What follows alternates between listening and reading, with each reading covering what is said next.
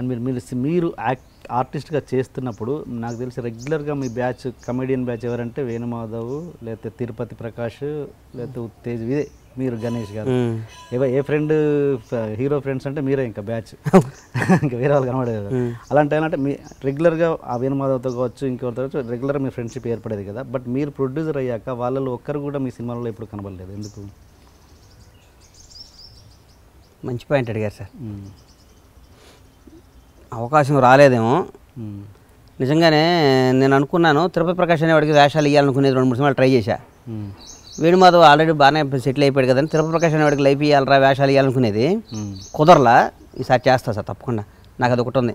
ఈ ఉత్తేజ్ వాళ్ళంటే నాకు పెద్ద ఫ్రెండ్ ఏం కాదు, ఉత్తేజ్ వాళ్ళంతా నాకంటే సీనియర్స్ వాళ్ళు. కానీ తిరుపతి ప్రకాష్, వేణుమాధవ్ నేను బాగుండేవాళ్ళని.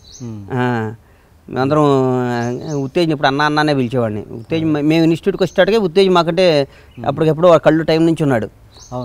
అప్పటి నుంచి ఉత్తేజ్ మాకంటే సెన్సిటివ్, కానీ అలా చేయాలి సార్, చేస్తాను నేను. Very good. ఈ విషయంలో నేను మీకు క్షమాపణ చెప్తున్నా మీ ద్వారా వాళ్ళకి కూడా. వెరీ అంటే మీరు స్పెషల్గా మీ లైఫ్లో స్పెషల్ ఫ్రెండ్స్, స్పెషల్ ఫ్రెండ్షిప్ ఏదైనా ఉందా వీళ్ళు కాకుండా, పర్సనల్గా కావచ్చు, ప్రొఫెషనల్గా కావచ్చు? సినిమా ఇండస్ట్రీలో నాకు పెద్ద ఫ్రెండ్స్ అంటే హలో ఫ్రెండ్స్ అని సార్. నాకు గుండె నిప్పి ఫ్రెండ్స్ ఎవరు లేరు. ఓకే. నాకు ఇండస్ట్రీలో నాకు మోరల్గా సపోర్ట్ చేసింది నాకు ఒక 5 ఉన్నారు సార్. కొంచెం పవన్ కళ్యాణ్ ఆయన పక్కన పెడదాం, ఆయన దగ్గర తర్వాత వద్దాం. ఓకే. బయట వాళ్ళ గురించి మాట్లాడదాం. ఒక ఆయన ఇక్కడ నారాయణగూడలో ఉంటాడు, జయంత్ అని ఒక ఆయన. నా ప్రతి ఆడియో ఫంక్షన్కి వస్తుంటాడు. ఓకే. ఆయన వైశాస్ ఆయన కూడా. ఒక ముస్లిం ఆయన ఉంటాడు ఓల్డ్ సిటీలో, హమీద్ భాయ్ అని, ఆయన కూడా. వీళ్ళిద్దరూ ప్లస్ నాకు సొంత బ్రదర్ అంటే ఎక్కువ. నా బ్రదరు మా అన్నయ్య ఎట్లో నాకు అట్లా. రంజిత్ రెడ్డి అని ఎస్ఆర్ గ్రూప్ హ్యాచరీస్, ఆయన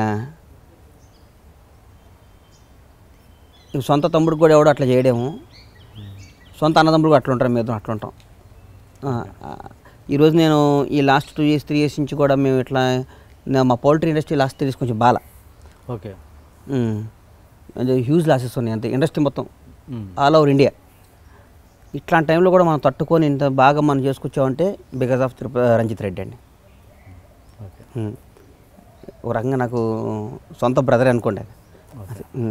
ప్రతి విషయం మేము ఇద్దరం మాట్లాడుకుంటాం. ఈ ఇండస్ట్రీ పరంగా వస్తే నన్ను ముందు నుంచి ఎంకరేజ్ చేసి నేనున్నారా నడిపించింది మా ఫైనాన్షియల్ సత్యరంగయ్య అని మీ పేరు అయిన ఉంటారు. సత్యరంగయ్య ఆయనండి. సినిమాల్లో నాకేమన్నా నా కోసం అల్లు అరవింద్ గారి దగ్గరికి వెళ్ళి మా గణేష్ డేట్లు, బన్నీ డేట్లు నేనున్నా అని చెప్పి నన్ను ముందు నుంచి ఎంకరేజ్ చేసుకొచ్చాడు ఆయన. అట్లాగే సినిమా ఇండస్ట్రీలో నాకు మనసు బాగా బాధ అనిపించి, అమ్మ చిరాకు అనిపించి, ఏంద్రా ఇది అనిపిస్తే త్రివిక్రమ్ శ్రీనివాస్ గారి దగ్గరికి వెళ్తా. గురుగారు, డైరెక్టర్ గారు, ఇది ప్లాన్ ఏంటంటే ఆయన దగ్గర 1 గంట కూర్చుంటే మొత్తం బ్యాటరీ డౌన్ అయిపోద్ది, మొత్తం మళ్ళీ మన మీద మనకి కసి వస్తుంది, మళ్ళీ మనం పని చేసుకుని ఉంటాం. అది ఏంటి ఆయనతో అంత రిలేషన్ మీకు? అంటే ఎట్లా ఏర్పడ్డది? త్రివిక్రమ్ గారు నాకు ఫస్ట్ ఆయనతో సినిమా చేద్దామని ఎప్పటి నుంచో జరుగుతున్నా. మా తీన్మార్క్ డైలాగ్ రైటర్ ఆయన. తర్వాత ఆ సినిమా ఫ్లాప్ అయినాక పాపం గబ్బర్ సింగ్ సినిమాని తీన్మార్ అప్పుడు నేనే కొనటం జరిగింది, దబాంగిని. హీరో గారు సొంతంగా చేస్తారా పవన్ కళ్యాణ్ క్రియేటివ్ వర్క్స్ మీద అని చెప్పారు. చేసుకోండి బాబు, మొత్తం నేను ప్రొడక్షన్ చేసి పెడతానని చెప్పారు. అయినాక ఆ ఫ్లాప్ అయిన ఆ జర్నీలో హీరో గారు నాకు ఇద్దామని మెంటల్గా ఫిక్స్ అయ్యారు, గణేష్కి ఇద్దామని. త్రివిక్రమ్ గారు కూడా వెళ్ళి ఈ సినిమా గణేష్ చేస్తే బాగుంటుందని చెప్పి నా కోసం సెట్ చేసి గబ్బర్ సింగ్ అనే సినిమా ఇవాళ రూపురేఖలు దిద్దుకోవడానికి పవన్ కళ్యాణ్ గారితో పాటు త్రివిక్రమ్ గారు కూడా అంత ముఖ్యం. అంటే అది నా జీవితాన్ని నేను మార్చిన సినిమా కదా సార్. నేను ఎప్పుడు పవన్ కళ్యాణ్ గారు అంటే త్రివిక్రమ్ గారు అన్నా, పవన్ కళ్యాణ్ గారు అంటే త్రివిక్రమ్ గారు అంటే నాకు ఒక బుక్ లాంటాడు. ఆయన ప్రతి విషయంలో ఆయనతో నాకు పర్సనల్ డీప్ ఉంటే ఆయనతో మాట్లాడుతుంటాను.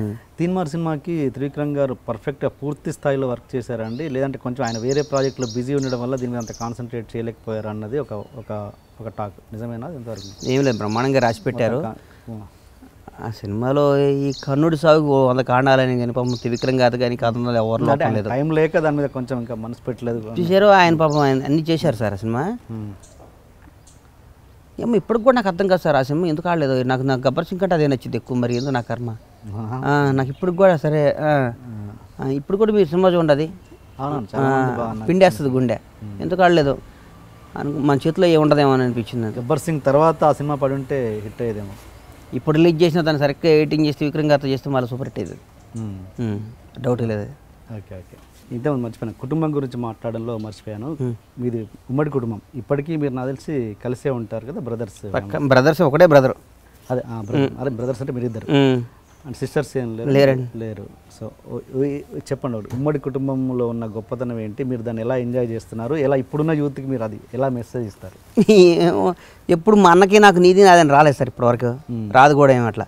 శివబాబు బండ్ల అనే మావాడు, అవును, ఇప్పటివరకు మా ఇద్దరికి రాలేదు, అది రాదు కూడా ఏమో. ఎందుకంటే ఇక మా పెద్దదానికి మా అన్న బిడ్డకి పెళ్లి కూడా చేస్తున్నాం, నెక్స్ట్ ఇయర్ ఇప్పుడు చేస్తాం కాబట్టి మాకు ఇక రాదు. ఇక మాకు ఇక అందరూ అనుకుంటారు నీది నాది, అట్లా మా ఇద్దరి మధ్యన ఉండదు మాకు. మేము అట్లా మా అమ్మ నాన్న మమ్మల్ని అట్లా పెంచారండి. ఓకే, పిల్లల్ని కూడా అలాగే అనుకుంటున్నాం. మన చేతులు ఏమని సార్, మనం ప్లాన్ వేస్తే భగవంతుడు మాస్టర్ ప్లాన్ వేస్తాడు, మన చేతులు ఏమని చెప్పండి. మనం ప్లాన్ వేసుకుని వెళ్తాం, దారిలో యాక్సిడెంట్ అయ్యిందంటే షాద్నగర్ పోవాలంటే బయలుదేరుతాం, దారిలో యాక్సిడెంట్ అయితే మన చేతిలో లేదు కదా. మన ప్లాన్ అయితే కరెక్ట్గానే ఉంది, మరి భగవంతుడు యాక్సిడెంట్ కాకుండా చూడాలి. మీ ఎడ్యుకేషన్ ఇంటర్ ఫెయిల్ అన్నారు కదా, ఇప్పుడు మామూలుగా ఇప్పుడు నార్త్ నుంచి ఆర్టిస్టులు వస్తారు, హీరోయిన్, విలన్స్, లేకపోతే ఇంకా అదర్, మీరు ఢిల్లీ కూడా రెగ్యులర్గా వెళ్తుంటారు, మీరు ఎట్లా? నేను ఇంగ్లీష్ హిందీ బ్రహ్మాండంగా మాట్లాడతాను సార్. అవునా? ఓకే, అడుగుతున్నాను, నా బాధను వాళ్ళకి అర్థం చేసుకుంటారు. ఇది ఇంగ్లీష్ రాదు నాకు తెలిసినాక నాతో మాట్లాడతారు, కంటెంట్ అర్థం, నా బాధ అర్థం అవుద్ది, కంటెంట్ ఎందుకు. ఈ ఫుల్ బట్టలు ఏమైనా తప్పులు ఉండొచ్చు కానీ నా బాధ వాళ్ళకి అర్థమైపోతాయి.